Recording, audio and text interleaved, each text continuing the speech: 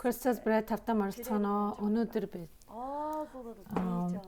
хөрөнгө эхэлж хийснээс эхлээд талах хийх хүртэл бүх асуудал тэрнтэй холбоотой бүх асуулт одоо ярилцлагыг өнөөдөр хийх гэж байна. Тэгээ хөрөнгө хийхийн тулд ерөөсөө л хоёрхан зүйл орно штэ. Энд бол ус гурил хоёр.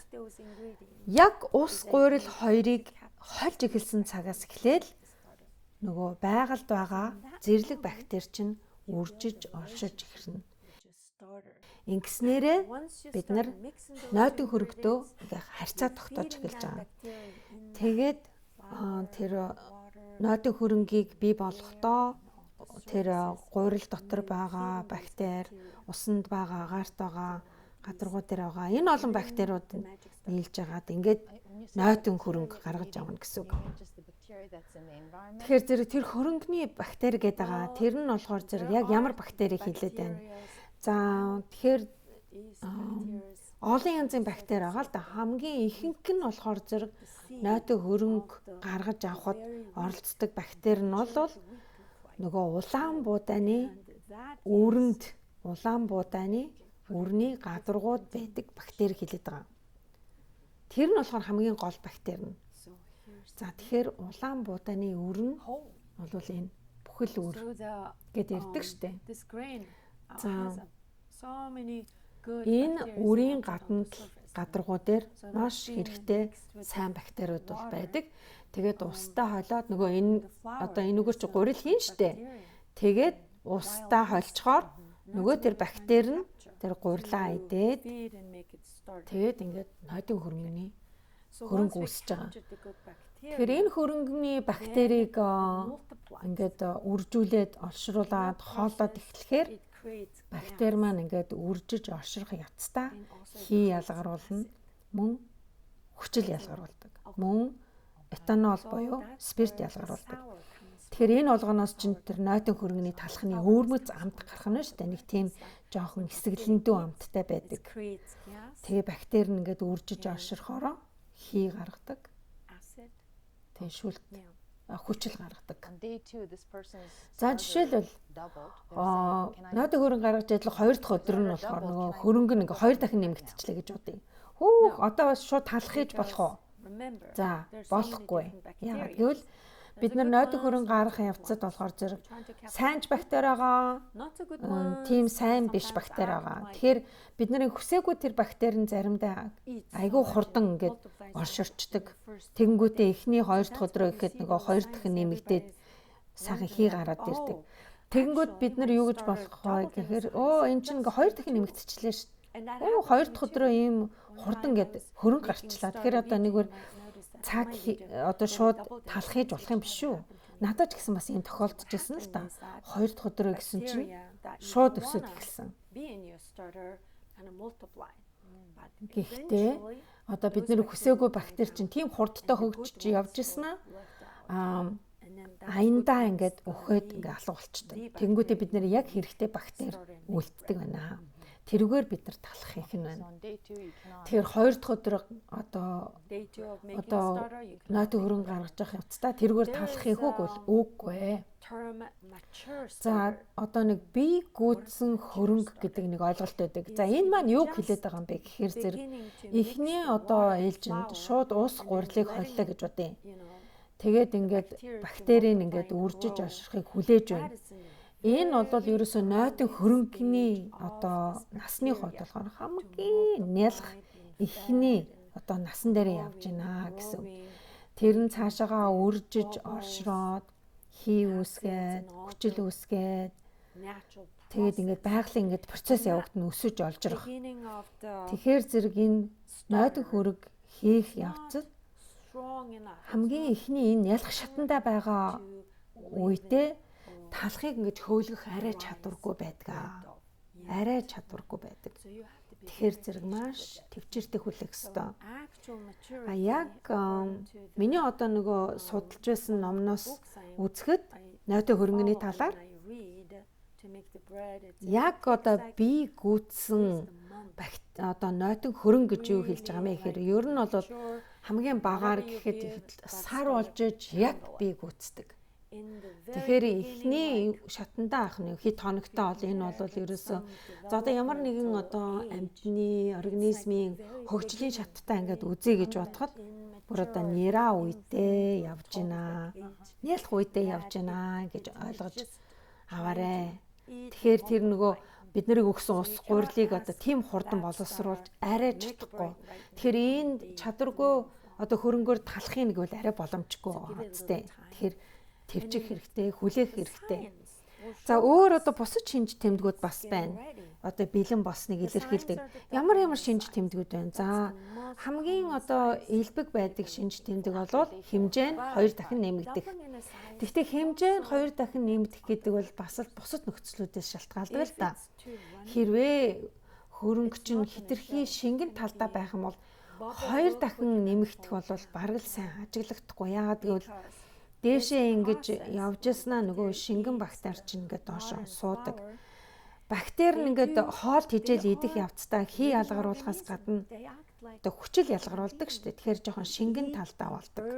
Ер нь бол зэрлэг бактери чинь бас л нэг амьд организм хүнтэй адилхан гэх юм уу. Эдэн уун бас ялгаруулна. Тэгээд нөгөө шингэн ингээд нөгөө хүчил ялгаруулад эхлэхээрээ нөгөө хөрөнгө чинь жоохон шингэн болоод ирнэ. За жишээлбэл одоо сайн хоол өгөхгүй арай илүү шингэн өгөөд байх юм бол нөгөө бактери чинь үржих явцдаа дээшээ 2 дахин хэмжээ нэмэгдэхгүй шүү дээ. За жишээлбэл одоо яг адилхан ус, яг адилхан гурил гэж өгж гин гэж бодъё л да. Ус гурил 2 тийм ээ тижиж гин.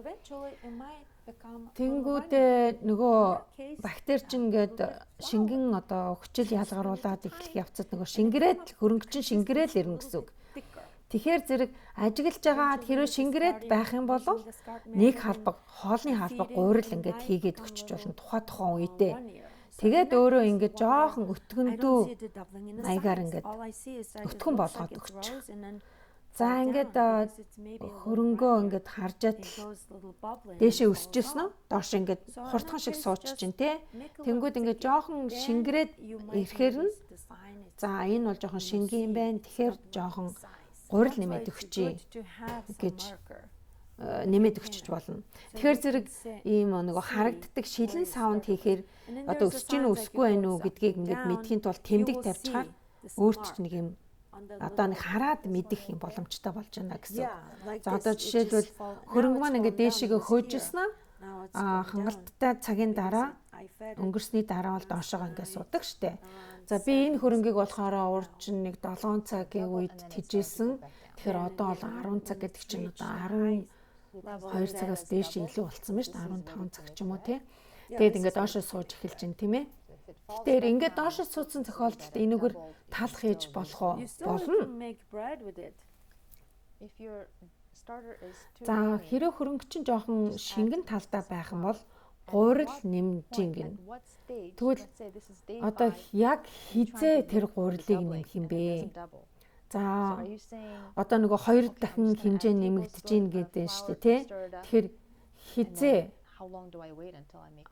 нэмчээд дараа нь хизээ талах хийх вэ? За энэ бол ерөөсөө гурил нэмэх гэдэг асуудал зөвхөн 5 дахь өдөртөө хамааралтай биш. Ер нь ингээд нойтон хөрөнгө гаргах бүх процессын явцад тийм ээ 2 дахь өдөр байж болно.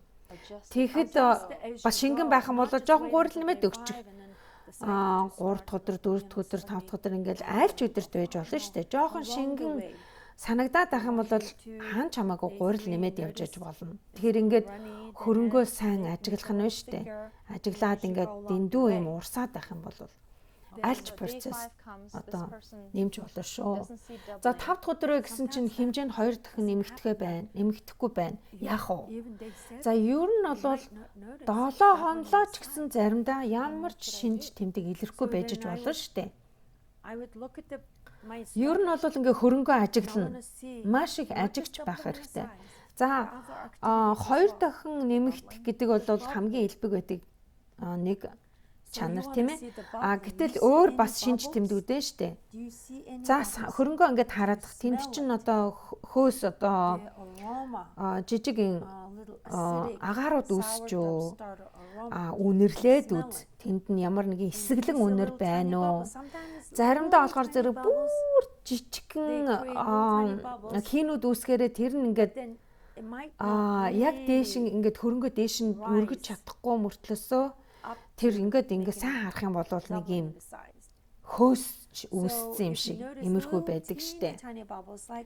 Гэх мэтчлэнгээр ийм шинж тэмдгүүдийг ингээд сайн анзаарж ингээд ажиглал тэгээд бүх энэ шинж тэмдгүүдийг ажиллаж ээж энэ хөрөнгө маань одоо цаашаа одоо үржиж гин үү олширж гин үү гэдгийг чинь мэдэн штэ. Бусад бас хүчин зүйлүүд байна. Усны байдал, гурилны байдал гэдгийг бүгдийг тооцох хэрэгтэй.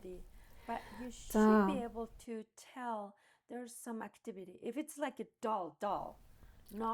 ер нь бол хөрөнгөө ингээд сайн ажиглаж идэлтэй одоо хичнээн хондгийн. Гэтэл одоо ямар ч шинж тэмдэг ажиглахдаггүй ингээд зүгээр л нэг ус горил холцсон юм шиг ингээд бай гэж бодох юм бол тэр бол ерөөс цаашаа явцгүй болнаа л гэсэн үг. Гэтэл 3 дахь, 4 дахь, 5 дахь өдөр ямар нэгэн шинж тэмдэг бол заавал ажиглагдах хэрэгтэй. Яагаад гэвэл энэ чинь амьд организм байгаа ш. Тэрийг ингээд хооллоод ахаар үржих хэрэгтэй тийм ээ. Гэтэл юу ч ажиглахдаггүй байна гэдэг чинь ямар ч юм болохгүй байна л гэсэн үг. Тэгэх юм бол хаяад шинээр эхлэнэ гэсэн үг. За өрөөний температур хүйтэн байлаа гэж бодоход юм бүх процессыг бол удаашруулна. Тэгэхээр бас өрөөний температур их чухал. Тэгэхээр зэрэг өрөөний температур сайхан ингээд дулаахан, аятайхан одоо янз бүрийн хүйтэн биш. Тийм байгаа тохиолдолд бол тэнд амьд организм үзсэн бол үржижил таараа. За тэгэхээр өрөөний температур одоо бид нар ингээд өөрөө сайхан дулаахан байх юм бол бид нарт тавтаа тухтай байна штэ. Гэтэл одоо нойтон хөрөнгөний бактери чинь нэг хүйтэн орчинд ороод нэг халуун орчинд ороод ингээд өөрчлөгдөд ахаар чинь бас тэрийг үржигэд жоохон саад учраад байна тийм ээ. За маш жоохон одоо нэг бактери үржиж байгаа юм шиг шинж тэмдэг байлаа гэж бодъё л доо. Тэгэх юм бол яах вэ? Тийм тохиолдолд одоо 6 дахь өдөр, 7 дахь өдөр, 8 дахь өдөр ингээд үргэлжлүүлээд яваад. Ягаад гэвэл ямар нэгэн шинж тэмдэг гарч ирж штэ. Тэгэхээр цаашаа тижээгээд яваад байна. Магадгүй өрөөнийхөө температурыг жоохон зохицуулах ч юм уу, усныхаа температурд анхаар тавих ч юм уу, гуриландаа ч анхаарах тайм юм уу, бусад хүчин зүйлүүдэд жоохон ингээд өөрчлөлт зохицуулаад үзэлтэй. Заримдаа хүйтэн байхаар зэрэг галтхоо ч бас хүйтэн байх бас нөлөөлнө штэ. Тэгэхээр зэрэг цаашаа ингээд хоолоод явж идэл 7 дахь, 8 дахь, 9 дахь өдөр боллоо. Ямар ч шинж тэмдэг илэрхгүй байх юм бол уучлаарай дахиад шинээр эхлэхээс аргагүй гэсэн үг. За хэмжээ нь ингээд 2 дахин нэмэгдэхгүй мөртлөөсөө хөөсрөөд ээ гэж бодъё л доо. Одоо 7 дахь өдөр, 8 дахь өдөр байж байх юм уу те? Тийм бол цаашаа үргэлжлүүлээд явах уу яах вэ? Тэр тийм тохиолдолд цаашаа үргэлжлүүлээд явж болно. Заримдаа одоо энэ нэг бүр ингээд амраачж болно.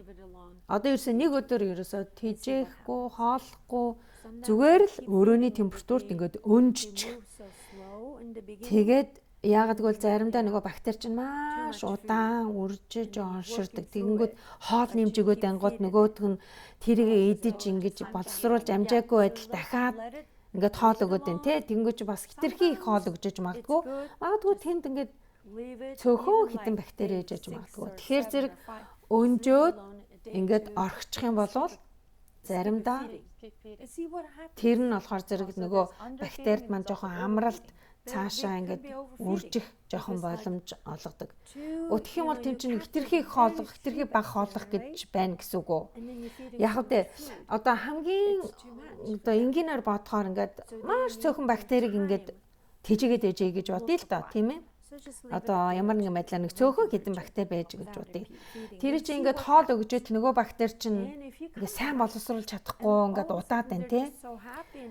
Тэгж яхаа нөгөө нэг өдөр өнжижингүүд өнжөө дараа нь ингээд ирсэн чинь нөгөөх нь айлын хизээний хий үүсээд хэмжээ нь жоохон өөрчлөгдөөд ингээд ямар нэгэн байдлаар одоо шинж тэмдэг илэрх юм бол магадгүй за одоо нэг амралт хэрэгтэй байжээ.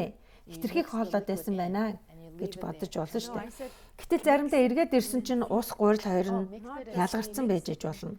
Тэгвэл яахаагүй л нөгөө дээр нь байгаа усаа доор байгаа гурилтайгаа зуураад тэгээд дээр нь одоо цаашаа тэжээгээд хоолно гэсэн үг. Тэгээд цаашаа юу болох нь хар. Хэрвээ ямар нэг юм ерөөсөө болохгүй байх юм бол за тэгэл уучлаарай. Дахиад шинээр эхлэхээс өөр ямар ч арга байхгүй. За би нэг зүйлийг хийж өгье. Хэрвээ ингээд одоо ус гурил хоёрыг холиод нойтын хөрөнгө гаргажээ гэж бодъё. Тэгэхээр зэрэг гуриландаа маш их анхаарал тавих хэрэгтэй. Тэр бол маш чухал. Яагаад гэвэл за одоо дэлгүүрээс нэг гурил авчиг гэж бодъё тийм ээ. Тэрийгээ ингээд гэртээ авчраад галтгооныхоо шургуулганд хийгээд ингээд хадгалчлаа. Хичнээн удаан танаа галтгоонд байсныг бүүмэд удаан байх тусмаа нөгөө гурилчин хуучраад байна те. Тэгэнгүүт нөгөө яриад байсан буудааны гадна талд байдаг нөгөө сайн бактери маань яг цөөрөд ирнэ гэсэн үг. Тэгэхээр гурил гэдэг бол бас чухал юм аа. Тэгэхээр нойтон хөргөн гарахдаа сайн чанарын гурилаас гадна шинэвтэр гурил байвал их зүгээр шүү. Усны хувьд ч гэсэн бас анхаарах хэрэгтэй. Хитрхи их холорминтой гурил ус байлаа гэж бодъё. Хэрвээ тэр нь бүр их байлаа гэхдээ одоо усан бассейны ус шиг тийм их холорминтэй биш байх юм бол болно гэсэн. Одоо холорминтой ус байлаа гэхэд бүр их холорминтой байлаа гэхэд одоо тэр нойтон хөрөнгөний маань бактерийн одоо хичнээн хувийг одоо алж устгана гэж би яг тодорхой хэлэхгүй ч гэсэн ямар ч гэсэн холормин бол бактерийн устгах нь магадгүй яг бүгдийг нь устгахгүй ч гэсэн тодорхой нэг хэмжээг нь бол устгана л та. Тэгэхээр зэрэг иймэрхүү хүчин зүйлүүдийг сайн тооцоорой. За нэг хүн таалах анх удаа хийжээ гэж бодъё. Тэгэхээр тэр хүний одоо хамгийн анхны хөрөн гаргаснасаа одоо төгс төгөл дээр сайн талах хийх хүртэл одоо хичнээн хугацаар зарцуулах бай. За. Нойтон хөрөнгөний таалахын гэдэг бол ерөөсөө тийм амар биш л дээ. За жишээлбэл бид нар ингээл их л гоё талах дотроо төсөөлөл хийх гэлээдэг тий. Гэтэл нөгөө бид нарыг хүссэн одоо үр дүн гарахгүй болонгууд бид нар ингээд за ерөөсөө болохгүй юм байна гэд хайчдаг. Тийм учраас та нараас би гоё өөрийнхөө алдаанаас суралцаарай. Хаа нэгэн газар надад тэмдэглэл хөтлөөд явж иж болно. Надад болохоор зөндөө олон тэмдэглэлийн дэвтэр байгаа. Тэгэл тэр болгон дээр ажиглаад ингээл бичээлний өсний одоо эрдэм шинжилгээний ажилтан шиг байгаа зү. Тэр болгоноосоо өөрөө ингээд суралцаад энэ дээр нь ингээд болохоо байсан мэн. Энийн жоохон өөрчлөлт хийх жишээтэй. За энэ ингээд би та нарт ингээд хэлж байхдаа нэг нойтон хөрөнгөний таалах бол нэг хэцүү юм шиг ингээд хэлж юм л да. Хэцүүхийг бол хэцүү. Ингээд магадгүй өөрөө чи үтсэн юм дээр ингээд нойтон хөрөнгөний талхыг нэг хамархан хийцэн юм шиг харагдчихэж магадгүй. Тийм биш л те. Жохон түүхтэй. За миний хувьд болохоор зэрэг нойтон хөрөнгөний талхыг хийх гээд анх оролцсон. Тэгсэн чинь яг миний хүснээр болоогүй. За нэг 10 жилийн өмнө юм да. Тэгээд би ерөөсөө хайцсан. За энэ бол ерөөсөө миний хийх зүйл биш юм байна. Би зүгээр хуурай хөрөнгөнийхөө талхыг хий. Яагаад гэвэл хуурай хөрөнгөөр талах хэрж амархан. Тэгэнгүүтээ яг үр дүн нь бол яг л адилхан нэгэн хэвэнд цутгсан юм шиг яг л нөгөө талхаал хийгээд байдаг штеп. Гэтэл нойтон хөрөнгөний талах чинь ингээд хоолн тижэн тэгэнгүүтээ нөгөөдгөө мартан тэгээд эргээд ирсэн чинь нөгөө ус гурил хоёр нь ялгарчихсан нөгөө хөрөнгөний чинь тэгэнгүүт энэ ч одоо яатсан юм бэ? ерөөсөө эсээчгүй, өсөөчгүй зүгээр л ус гурил нь ялгарсан. Тэнгүү за энэ ерөөсөө болохгүй байна. Болий. Ингээ хайжсэн юм байна. Тэгэхээр алдаа гарнаа. Өөрийнхөө алдаанаас суралцаад өөртөө ийм одоо мэдлэг одоо олж авна гэсэн. Тэр алдаа болгоноосоо тэгээд ингээд хөрөнгөтэйгөө талах хийх гээд ингээд зууралдаад байх тусмаа л өөрөө чинь туршлага нэмэгдэнэ. За нойтон хөрөнгө маань бас нэг өөр ингэсэн нэг хувь чанартай. Тэр ч ихтэй ерөөс амьд организм шүү дээ. Тийм учраас өөрийн гэсэн бас нэг ааш зантай гэх юм одоо нэгсэн да. Тэгэхээр зэрэг хөрөнгөө хийсэн цагаасаа эхлээд талах хүртэл одоо хөрөнгө хийснээс талах хүртэл энэ бол урт удаан хугацааны процесс. Тэр нь зөндөө алдаа гарна. Зарим хүмүүс магадгүй алдаагүй хийж магадгүй. Тэгээ заримдаа хитрхи хийсээд бүр нураад унах жишээтэй тойпон талах ч юм уу, түүхий талах ч юм уу ийм олон алдаанууд бол зөндөө гарч ирсэн. Тэгэхээр өөртөө төвчээртэй байгаарай. Битгий бууж өгөөрөө, өргөлжлүүлээд оролдоод байгаарай. Тэгэнгүүтээ өөрийнхөө туршлагаасаа ингээд суралцаад ингээд болохгүй байсан юм. За аливаа нэг энийг нэг өөрчлөөд хэд. Тэгээ тэр алдаагаа давтахгүй байхын хичээ. Нэг жоохон юм өөрчлөөд одоо жоохон гурил хийж ч юм уу, жоохон ус хийж ч юм уу ингээд жоохон өөрчлөөд явж болно. Тэгэхээр жоохон илүү ус, жоохон илүү гурил хийхээс битгий айгаараа зүгээр. Эхний үедээ болохоор зэрэг ерөөсөө жоохон өөрчлөлт ингээд жоохон юмыг өөрчлөөд хийгээд ижиж болно шүү дээ. Жоохон шингэн талтай авах юм бол гурил хийгээд өгч. Өтгөн байх юм бол жоохон ус хийгээд өгч. Тэгээл ингээд оролдоод бай.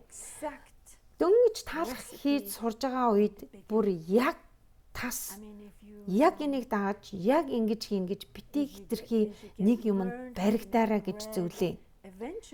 Тэгээд ингээд талах хийгээд ингээд сураад ирэхээрээ ингээд нэг ойлголттой болоод туршлагатай болж байна да.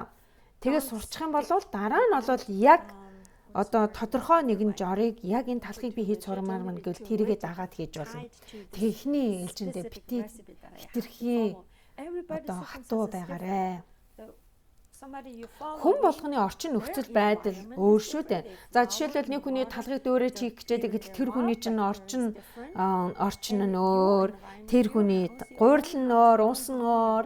Гэтэл өөрийн чинь гэр оронч бас өөр. Тэгэхээр яг тийм үр дүнг бол гаргана гэдэг бол бас арай л боломжгүй л дээ.